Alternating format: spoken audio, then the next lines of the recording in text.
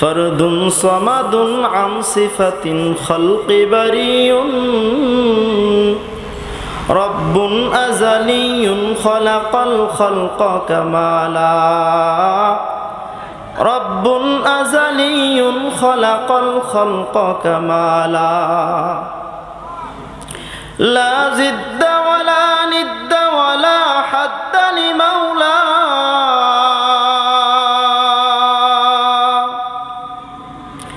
لا ضد ولا ند ولا حد لمولى الآن كما كان ولم يلق زوالا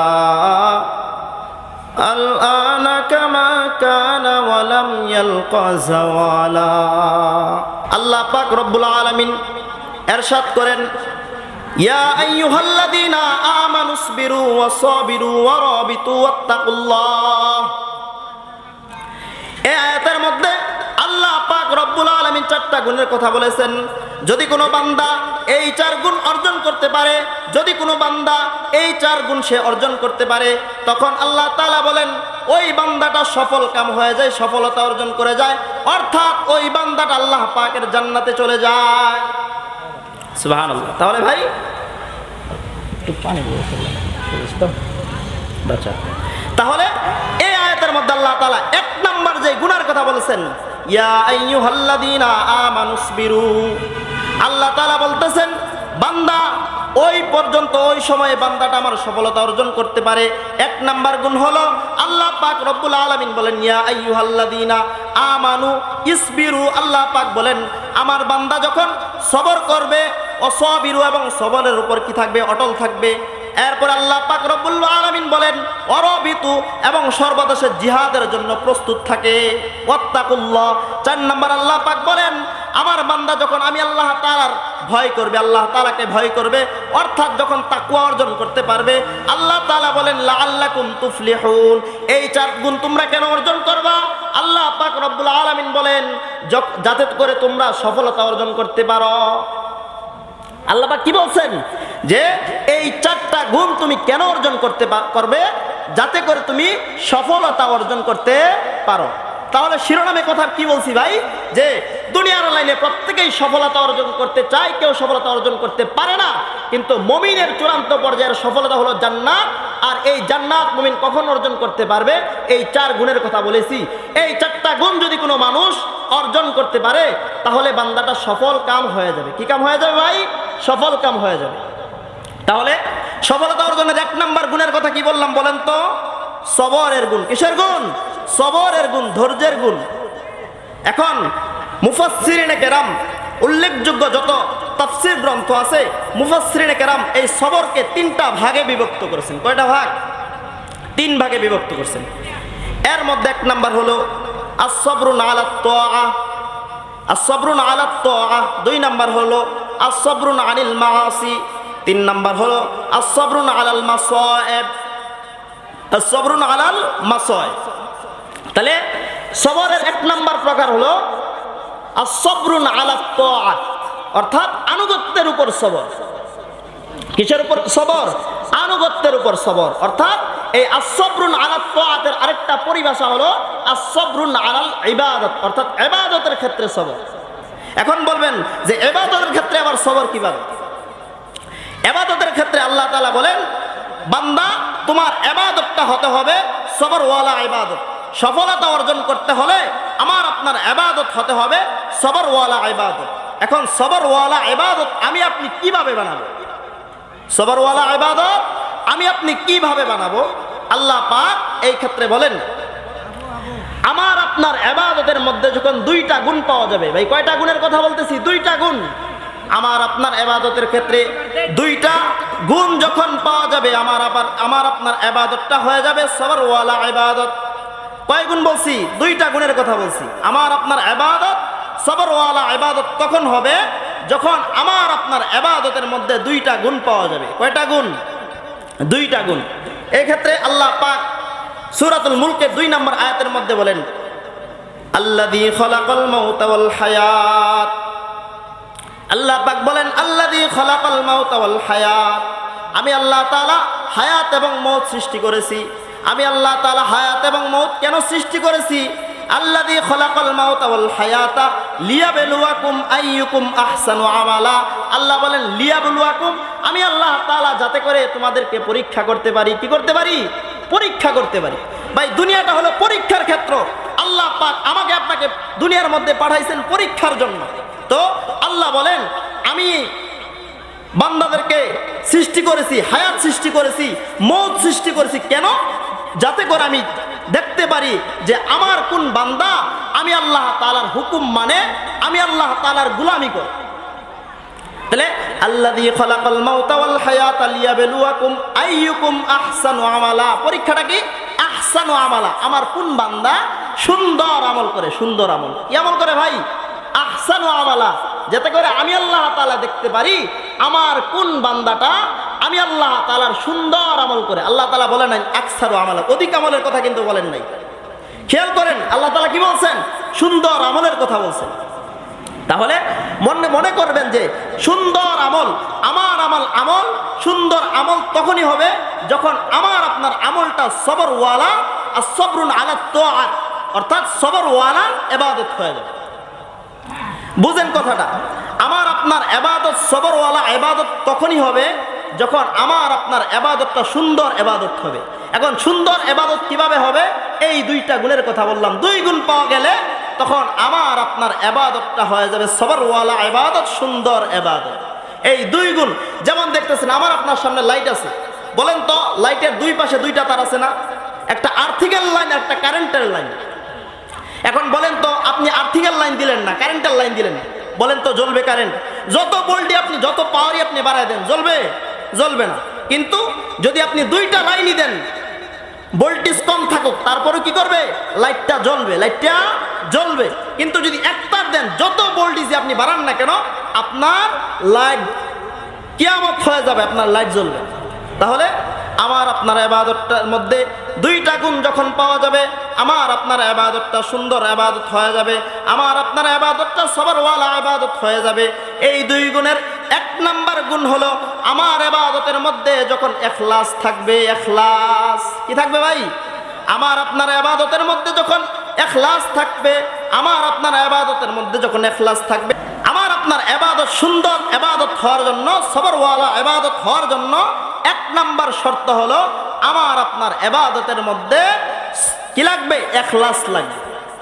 কি লাগবে? আল্লাহ রাসূল সাল্লাল্লাহু আলাইহি ওয়াসাল্লাম বলেন আখলিস দীনাকা ইয়াকফিকাল আমালুল কলিল। আল্লাহ রাব্বুল আলামিন বলেন, আল্লাহ রাসূল সাল্লাল্লাহু আলাইহি ওয়াসাল্লাম বলেন, বান্দা তোমার ইবাদত যদি অল্পও হয়, কিন্তু ওই ইবাদতের মধ্যে যদি ইখলাস থাকে, ওই ইবাদতটাই আমার কাছে বহুত দামি এবং ওই ইবাদতটাই আমার কাছে ওজনওয়ালা ইবাদত হয়ে যায়। সুবহানাল্লাহ। তাহলে ইবাদত অল্প হোক, কিন্তু ওই ইবাদতের মধ্যে যদি আল্লাহর সন্তুষ্ট থাকে, ওই ইবাদতের মধ্যে যদি ইখলাস থাকে, ওই ইবাদতের দাম আল্লাহর কাছে অনেক বেশি। আল্লাহ তাআলা পবিত্র কোরআনের মধ্যে বলেন, আল্লাহ পাক রব্বুল আলামিন ঘোষণা করতেছেন যে বান্দা তোমার ইবাদতের মধ্যে যদি ইখলাস না থাকে, তোমার ইবাদতের মধ্যে যদি আল্লাহর সন্তুষ্ট না থাকে, ওই ইবাদতের আমার কাছে কোনো দাম নাই, বরং আমি আল্লাহ তাআলা ওই ইবাদতটাকে আমি হাবাউল মানসুরে পরিণত করে দিই। আল্লাহ পাক রব্বুল আলামিন সূরাতুল ফুরকানের মধ্যে বলেন ওয়াকাদিমনা ইলা মা আমিলু মিন আমালিন ফাজআলনাহু وَقَدِمْنَا إِلَى مَا عَمِلُوا مِنْ عَمَلٍ فَجَعَلْنَاهُ هَبَاءً مَنْثُورًا। আল্লাহ পাক বলেন, বান্দা তোমার ইবাদতের মধ্যে যদি ইখলাস না থাকে, তোমার ইবাদতের মধ্যে যদি আমি আল্লাহ তাআলার সন্তুষ্ট না থাকে, আমি আল্লাহ তাআলা তোমার ওই ইবাদতটাকে হাবাউল মানসুরে পরিণত করে দেই। কিসে পরিণত করে দেন আল্লাহ তাআলা? হাবাউল মানসুরে পরিণত করে দেয়। হাবাউল মানসুর এটা আবার কি জিনিস ব্যাখ্যা করতে গেলে অনেক সময় হয়ে যাবে, চলে যাবে। তো হাবাউল মানসুর, আমরা আমাদের বাড়িতে যাদের টিনের চাল আছে, বলেন তো রৌদ্রের সময় টিনের চালের মধ্যে যদি ছিদ্র থাকে, ওই ছিদ্র দিয়ে যখন একটা আলো আসে, আলোর মধ্যে কিছু ধুলাবালি উঠতে দেখা যায় কি যায় না? দেখা যায়। তো এটা হলো হাবাউল মানসুর, হলো ওই নিশ্চিহ্ন, ওই ধুলাটা চোখের মধ্যে দেখা যায় না, নিশ্চিহ্ন ধুলা। ওই নিশ্চিহ্ন আল্লাহ তাআলা ইবাদতটাকে, ইখলাস না থাকলে ওই ইবাদতটাকে আল্লাহ তাআলা নিশ্চিহ্ন করে দেন। তাহলে ইখলাস ছাড়া ইবাদত আল্লাহ তাআলার কাছে কোনো দাম নাই। ইখলাস ছাড়া ইবাদত আল্লাহ তাআলার কাছে কি নাই? কোনো দাম নাই। এজন্য ভাই ইবাদত অল্প করি, নামাজ বেশি পড়া লাগবে না, ফরজ নামাজগুলো আপনি পড়েন, নফল আপনি কম পড়েন, কিন্তু এরপরে ওই ইবাদতটার মধ্যে যদি আপনার ইখলাস থাকে, আল্লাহর সন্তুষ্টি থাকে, ওই ইবাদতটা আল্লাহর কাছে বহুত দামি। ওই ইবাদতটা কি? আল্লাহর কাছে বহুত দামি। এই জন্য ভাই ইবাদত যতটুকু করব আল্লাহ তাআলার জন্য করব। 2 নাম্বার হলো ইবাদত কবুল হওয়ার জন্য, সবরওয়ালা ইবাদত হওয়ার জন্য 2 নাম্বার শর্ত হলো আমার ইবাদতটা রাসূলুল্লাহ সাল্লাল্লাহু আলাইহি ওয়াসাল্লামের সুন্নাত তরিকা অনুযায়ী হইতে হবে। আল্লাহ রাসূলের তরিকা অনুযায়ী যদি আমার ইবাদতটা না হয়, এই ইবাদতের দাম আল্লাহর কাছে নাই। এই জন্য সম্মানিত হাজিরিন, সময় সংক্ষেপ, বেশি লম্বা করা যাবে না। এই জন্য সবরের 2 নাম্বার যে প্রকারটা বলেছিলাম, as-সাবরুন আনিল মাআসি, অর্থাৎ গুনাহের ক্ষেত্রে সবর। কিসের ক্ষেত্রে সবর? গুনাহের ক্ষেত্রে সবর। আমার গুনাহ করতে মন চাইতেছে, গুনাহ করা যাবে না, গুনাহ করা যাবে না, ইবাদত কম করেন। কিন্তু যদি আপনার ওই ইবাদত কম করার পরেও যদি আপনি গুনাহ থেকে মুক্ত থাকতে পারেন, ওই অল্প ইবাদত, গুনাহমুক্ত অল্প ইবাদত আল্লাহর কাছে অনেক দামি। এখন আমরা গুনাহ ছাড়তে পারি না, গুনাহ ছাড়তে পারি না। কিছু বিষয় যদি আমি আমার অন্তরে, আপনি আপনার অন্তরে যদি বদ্ধমূল করতে পারেন, এই বিশ্বাসগুলো যদি আপনি অর্জন করতে পারেন, তাহলে গুনাহ ছাড়া সম্ভব হয়ে যায়, গুনাহ ছাড়া সম্ভব হয়ে যায়। যেমন মনে করতেছেন দুনিয়ার কোনো মানুষ দেখতেছে না, আমি অন্ধকারের মধ্যে আছি, দুনিয়ার কোনো মানুষ গুনাহ করতেছি, আমি কেউ দেখতেছে না। বলেন তো দুনিয়ার কোনো মানুষ না দেখলেও দেখেন কে? কে দেখেন? আল্লাহ তাআলা দেখেন। এই বিশ্বাসটা যদি আপনার অন্তরে, আপনি আমার অন্তরে যদি আমি বদ্ধমূল করতে পারি, বলেন গুনাহ করা সম্ভব? গুনাহ করা সম্ভব? আল্লাহ তাআলা বলেন যে বান্দা, ওয়ালাকাদ খলাকনাল ইনসানা ওয়া না'লামু মা তুওয়াসওয়িসু বিহি নাফসুন, ওয়ালাকাদ খলাকনাল ইনসান। আল্লাহ তাআলা বলেন আমি আল্লাহ তাআলা মানুষ সৃষ্টি করেছি, আমি আল্লাহ তাআলা মানুষ সৃষ্টি করেছি।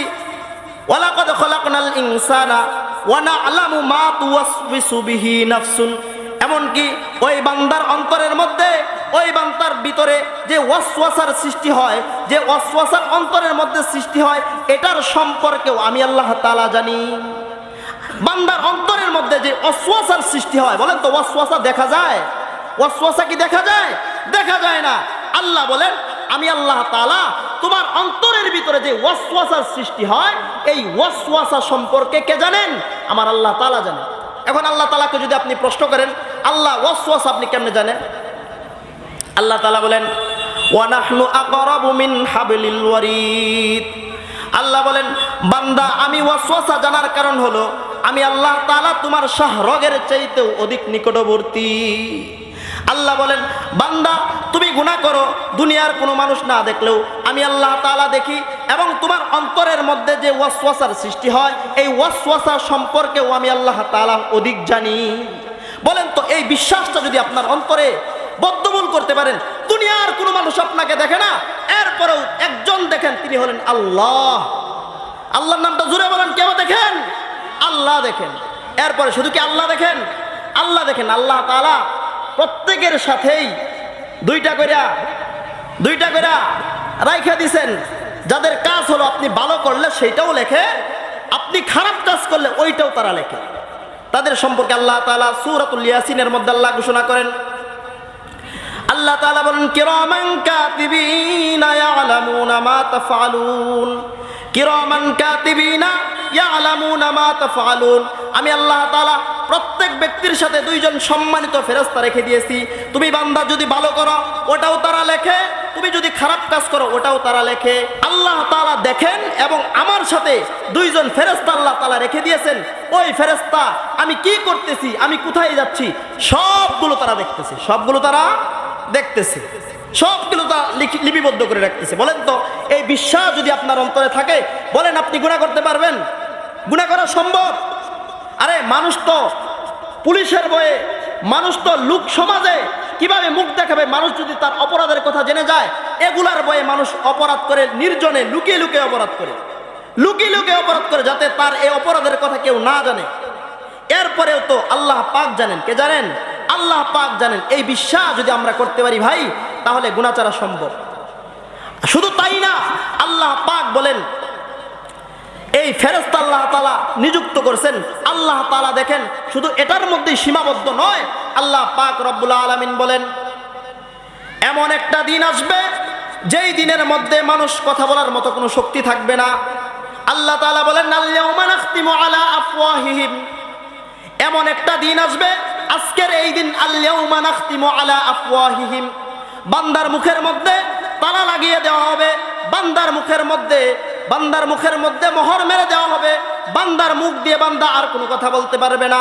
আল-ইয়াউমা নাখতিমু আলা আফওয়াহিহিম ওয়া তুকাল্লিমুনা আইদিহিম, বান্দার যে এই দুইটা হাত আছে এই দুইটা হাত বান্দা ওই সেদিন কথা বলবে, বান্দার দুইটা হাত কথা বলবে। ওয়া তাশহাদু আরজুলুহুম, এবং বান্দার দুইটা পা, এই দুইটা পা বান্দার বিরুদ্ধে সাক্ষী হয়ে যাবে। আজকে যে হাত দ্বারা গুনার কাজ করতেছি, যে পায়ের মাধ্যমে আজকে গুনার দিকে অগ্রসর হইতেছি, এই হাত আপনার বিরুদ্ধে সাক্ষী হয়ে যাবে, এই পা আপনার বিরুদ্ধে সাক্ষী হয়ে যাবে। এই জন্য সম্মানিত হাজিরিন, কিসের জন্য এগুলো করতেছি, গুনার কাজগুলো করতেছি, এই বিশ্বাসগুলো আপনার অন্তরে লালন করেন। এই বিশ্বাসগুলো আপনার অন্তরের মধ্যে যখন বদ্ধমূল হয়ে যাবে, আপনার জন্য গুনাহ ছাড়া সহজ হয়ে যাবে। আল্লাহ তাআলার ভয় যখন আমার আপনার অন্তরে চলে আসবে, আল্লাহ তাআলার এই তাকওয়া, আল্লাহ তাআলার ভয় যখন আমার আপনার ভিতরে চলে আসবে, ভাই গুনাহ ছাড়া সম্ভব হয়ে যাবে। তাকওয়া যদি আপনার ভিতরে না আসে, আল্লাহর ভয় যদি আপনার ভিতরে না আসে, গুনাহ ছাড়া সম্ভব হবে না। ইবাদত অল্প করি, ইবাদত যতটুকুই করি, এই ইবাদতের মধ্যে আল্লাহর সন্তুষ্টি থাকতে হবে। আর একটা বিষয় হলো ইবাদত কম করি কিন্তু এরপরেও গুনার কাজ করা যাবে না। কি বললাম? ইবাদত যতটুকুই করি যাতে আমার এই ইবাদতটা হয় গুনাহমুক্ত ইবাদত, গুনাহমুক্ত ইবাদত যাতে হয়। আর গুনার কাজগুলো আমাদের প্রত্যেকেই আমরা গুনাহগার, আল্লাহ তাআলার কাছে গুনার জন্য ফরিয়াদ করি, আল্লাহর কাছে মাফ চাই, এবং পাশাপাশি আল্লাহ তাআলার কাছে চাই যে আল্লাহ আমার গুনাহ ছাড়ার মতো তৌফিক আপনি দিয়ে দেন, গুনাহ ছাড়ার মতো তৌফিক আমাকে দিয়ে দেন। আল্লাহ আপনার সাহায্য ছাড়া সম্ভব না, আল্লাহ গুনাহ ছাড়ার জন্য আপনি আমাকে সাহায্য করেন। এজন্য ভাই আজকে দুনিয়ার মধ্যে আল্লাহ তাআলা শিখাই দিয়েছেন, বান্দা তুমি যত ধরনের সমস্যার মধ্যে তুমি পড়ে যাও, আমি আল্লাহ তাআলার কাছে সাহায্য চাও। আল্লাহ তাআলা, আজকে আমরা আল্লাহ তাআলার কাছে সাহায্য চাই না। আল্লাহ তাআলা বলেন যে আমি সবর সম্পর্কে যে কথাগুলো বললাম, আল্লাহ তাআলা বলেন ইয়া আইয়ুহাল্লাযীনা আমানুস্তাঈনু বিস-সাবরি ওয়াস-সালাহ। আল্লাহ পাক রব্বুল আলামিন ঘোষণা করেন ইয়া আইয়ুহাল্লাযীনা আমানুস্তাঈনু, বান্দা তুমি আমি আল্লাহ তাআলার কাছে সাহায্য চাও দুইটা জিনিসের মাধ্যমে। এক নাম্বার হলো সবরের মাধ্যমে, দুই নাম্বার হলো নামাজের মাধ্যমে, সালাতের মাধ্যমে। বান্দা এই দুই জিনিসের মাধ্যমে যদি তুমি আল্লাহ তাআলার কাছে সাহায্য চাও, আল্লাহ তাআলা বলেন ইন্নাল্লাহা মা'আস সাবিরিন।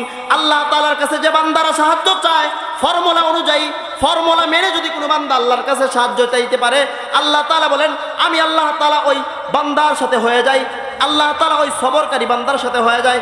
এমনকি আল্লাহ তাআলা বলেন ওয়াবাশশিরিস সাবিরিন, আমি আল্লাহ তাআলা ওই সবরকারী এবং আল্লাহ তাআলার কাছে যেই বান্দারা সাহায্য চায় ওই বান্দাদের জন্য আল্লাহ তাআলা স্বয়ং সুসংবাদ দান করেন। সুসংবাদ বলেন তো, দুনিয়ার মানুষের সুসংবাদ আর আল্লাহর সুসংবাদ কি সমান? আরে দুনিয়ার মানুষ যদি, দুনিয়ার কোনো নেতা যদি বলে আরে তোমার সাথে আমি আছি, ওই বান্দা বুক ফুলে চলে, কারো কোনো পরোয়া করে না, যা মন চায় তাই করে।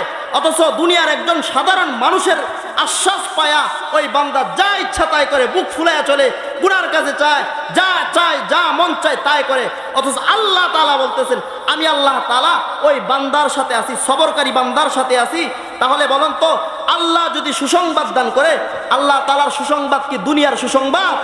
আরে আল্লাহ তাআলার সুসংবাদ হলো জান্নাতের সুসংবাদ। আল্লাহ তাআলা আপনার চোখ বন্ধ হয়ে যাবে, চোখটা আপনার বন্ধ হইতে দেরি আল্লাহ তাআলার জান্নাতের নাজ নিয়ামত আপনার পাইতে দেরি না।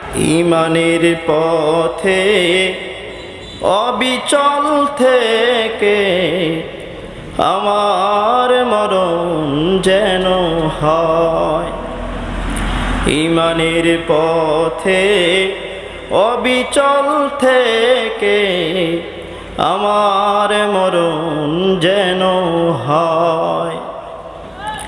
তোমারই কাছে মিনতি আমার, তোমারই কাছে মিনতি আমার, মহামহিম দয়াময় ইমানের পথে অবিচল থেকে আমার মরণ যেন হয়।